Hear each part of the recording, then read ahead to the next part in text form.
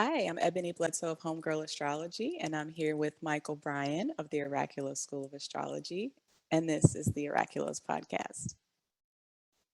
Hi, Mychal. Hey, Ebony, how are you? I'm great. How are you?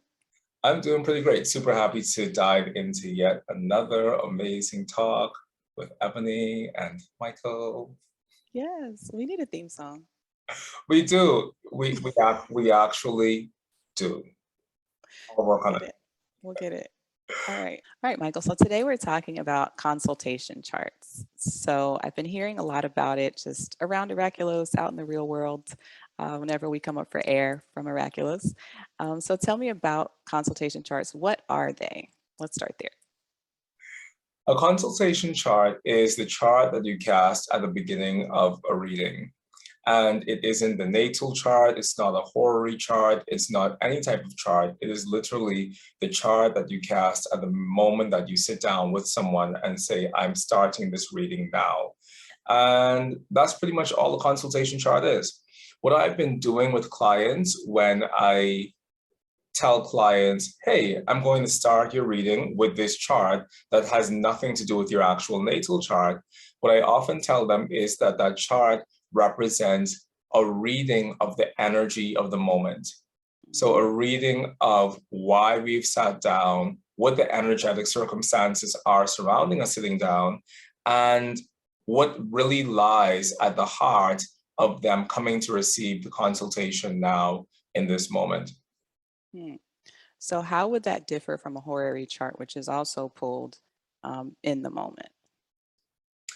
The difference between a consultation chart and a horary chart is, for me at least, that the consultation chart is more akin or more amenable to natal astrology, whereas the horary chart is a beast all to its own. So there's no branch of astrology called consultation chart astrology, because the consultation chart is really a byproduct or secondary to the natal chart. So the consultation chart allows us to step into natal astrology with an energy reading of the overall picture of where the client finds themselves in that moment. Whereas the horary chart is this client has come with a directive and this client has come with a mission to answer this specific burning question that they have. Therefore, let me answer this specific burning question that they have by way of a horary chart. So the consultation chart is the closest thing to a quote unquote general reading that I think astrology really allows us to facilitate, because it doesn't work on the crystallized intention of a client in the same way as a horary chart does. Okay. And then just digging a little bit more into the consultation chart. So what are you looking for in the chart when you pull it or when you cast it for the moment? When we pull or cast the consultation chart, we're essentially looking for a lot of the same things that we would look for in a natal chart or a horary chart, insofar as we want to identify where is the client within this chart. And even more specifically, it has to do with where is the client within this moment. In a horary chart, the question that underlies our horary consultation is, where is the client within the greater body of this question? Within the natal consultation, the question becomes, where is the client within the greater body of their lives in terms of their entire natal promise? And the consultation chart is really having no kinship to a question that a person has at all. And while it ties into the greater fabric of the natal promise, the real question in a consultation chart is, where is this person in this moment now that this person has come to sit down in the front of me without uttering a word? What is the energetic imprint of this moment of time, and how does that imprint hold where this person finds themselves in their lives? So when I start a natal reading, I start a natal reading with a consultation chart more often than not. 8 times out of 10, I start a natal reading with a consultation chart. If I know that someone is specifically coming in for astro divination, which is a service that I offer at Oraculos, where I integrate the horary moment, but I also integrate Kabbalistic tarot and geomancy and other aspects of my astrological divination practice, I wouldn't cast a consultation chart for that, because the chart that should be cast for the horary moment, or rather the singular chart that should be cast for the horary moment, is the horary chart itself. Whereas within a natal consultation, the chart of the moment becomes that consultation chart, and then the skillful astrologer is one who can read the consultation chart alongside the natal chart to see how this moment is essentially crystallizing a larger natal theme within the actual consultation chart itself, and then being able to read back and forth between the chart of the moment as well as the larger natal promise. Mm-hmm. Okay, so it's really a layering of the two almost. Definitely. So what about folks who don't know their birth time, or it might be a little bit sketchy? Is a consultation chart an option for them? That's a really great question, Ebony, that I haven't thought about ever until this moment. Okay, wow. You really threw me for a curveball. Great. Let's see how to answer that question. From an astrological perspective, if a person doesn't know their birth time, possibly the best place for that person to begin would be horary astrology. Just because horary astrology is built to answer the questions of a person in the moment that they have, with or without their natal horoscope. Now, as I say that, I realize that there's a major part of me that is in disagreement to that, because as we read a lot of the ancient texts about horary astrology, and not even so ancient, but really some of the 17th century texts on horary astrology, what we find is this request that the astrologers of old made to us, saying that if you have somebody's natal horoscope, the horary reading should take place juxtaposed against their larger natal promise, which means that you should know what that person's larger natal constitution is before specifically diving into the horary, or in tandem to diving into the horary experience, so that your answering to the question that they have within this moment is a part of a much larger answering to this theme that this person has within their lives. And granted, not every horary question requires or demands some larger leaning onto our natal promise. For example, somebody asking, should I buy this car that I saw that I like? Or will I be food poisoned if I eat this Kit Kat bar? You know, so there's this point at which there are horary questions that, by the nature of the questions themselves, don't necessarily tie into these larger natal perspectives. But then there are those horary questions that begin to lean on some of those larger universal natal questions. And some of those questions are, will I be successful if I choose this particular job? Well, that ties within the larger universal natal question of, will I be successful in my career, period? For the question such as, should I marry this person? Well, that ties within the much larger universal natal question of, will I get married in my life ever, period? And will I also have a blissful or a joyful marriage? Or what will the nature of marriage be, should marriage be within my natal promise? So we really need to begin to grade questions that we receive within the horary context or within any sort of divinatory context to know whether or not a question is really one of these minor arcana questions of our day-to-day existence, or whether they represent the major arcana questions that constitute the building and the foundation of our lives. But in both those scenarios, the natal horoscope should be used within the actual horary moment, because a horary moment, like a consultation chart, is also in some way acting as a crystallization of the natal promise and how the natal promise is manifesting within that moment.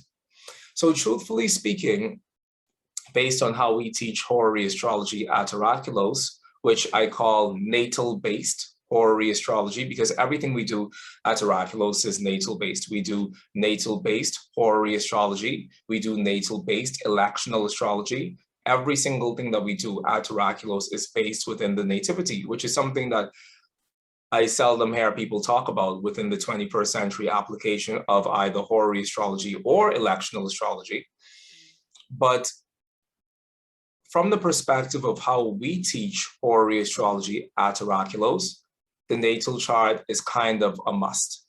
And not in the early stages of learning the foundations of horary astrology, but as students advance within their journey with horary, we ultimately ground them within this larger understanding of how to practice natal-based horary astrology, which is something that we find occurring within small pockets of Renaissance astrology within the 17th century, but it by no means is a universal practice. So I know I rambled for a bit, but the point of what I'm saying is that even the horary astrology session should be prefaced with an understanding of what does this person's natal promise say about the various components and the various areas of their lives. And similarly, the consultation chart is prefaced with a larger undercurrent of the natal chart, because the consultation chart says, how does this chart crystallize some component of the natal promise and bring it to bear within this moment? So truthfully speaking, both of these things are the same.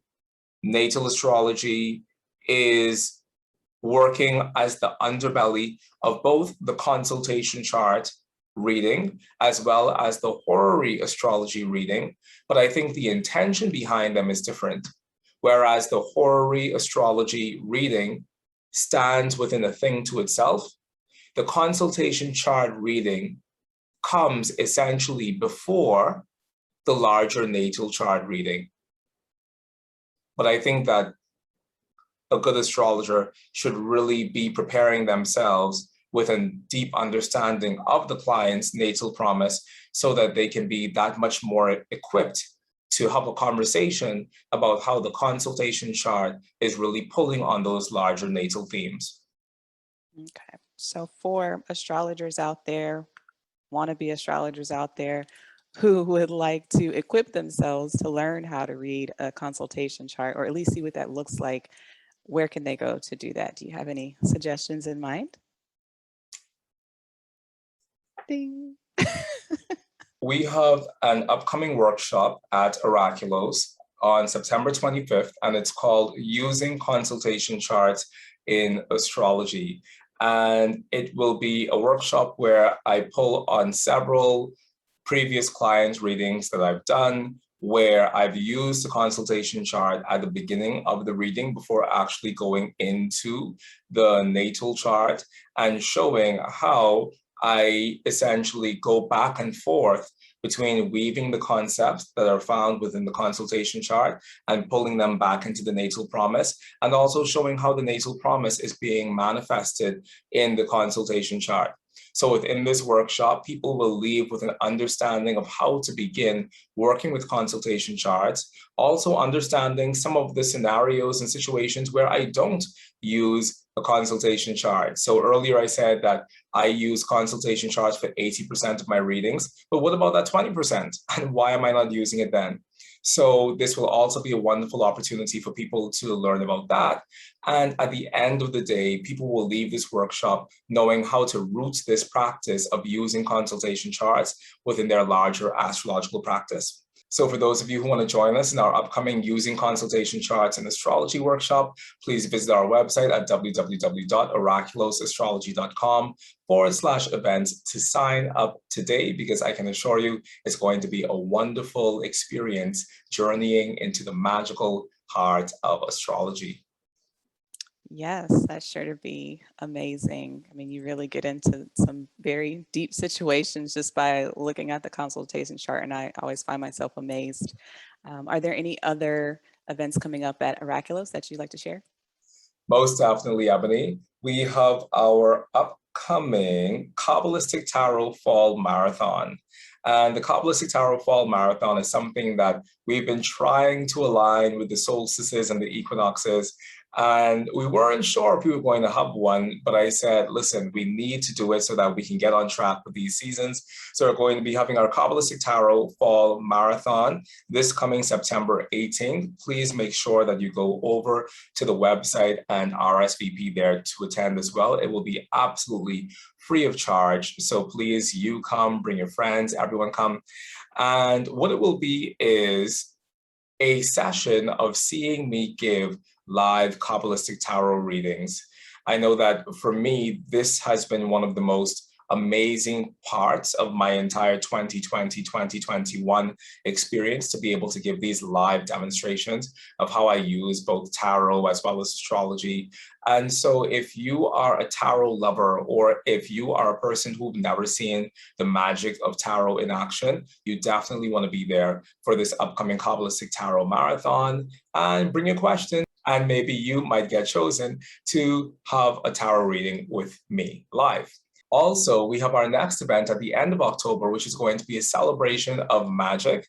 And in the celebration of magic event, we will have 3 masterclasses, 2 of which will be hosted by me. One is called Finding Soul and Psyche Within the Chart.